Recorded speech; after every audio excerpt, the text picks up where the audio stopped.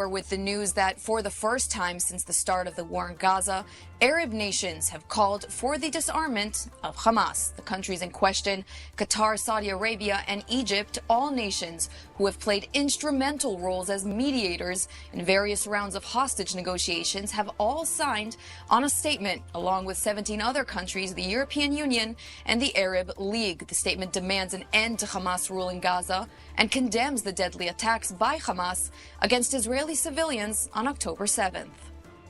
Shape as Arab nations come together to condemn Hamas and support Israel's war goal of removing them from power, Western countries are opting for a different, quote, path to peace. The war rages on. It's day 663 of the war, and with no signs of a looming ceasefire, the IDF pushes on, targeting terror infrastructure both below and above ground. The IDF posted a video revealing a full kilometer-long tunnel in Khan Yunis, the notorious Hamas terror stronghold.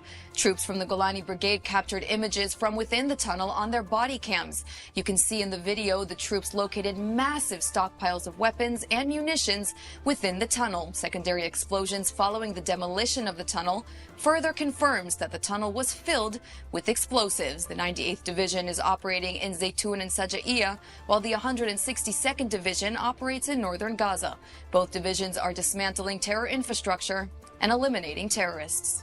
New York Times have amended their story with an editor's note after finding out that the Gazan infant, who served as the symbol of the, quote, Israeli starvation, ended up being exposed as a complete and utter propaganda ploy. 1.5-year-old Muhammad al-Mutawak was depicted by the New York Times editor as a symbol of the Gaza food crisis, and the stark images of his frail body sparked mass outrage and condemnation of Israel. But now, with the truth of his pre-existing condition being public, the New York Times have took the opportunity not to apologize for once again falling for Hamas propaganda that falsely incriminates the Jewish state. No, they decided to edit the piece and say that, quote, we have since learned new information and have updated our story to add context.